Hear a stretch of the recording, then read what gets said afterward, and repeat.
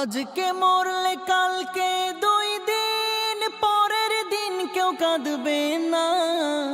যাদের জন্য করলা কামাই মরলে তারা চিনবে না।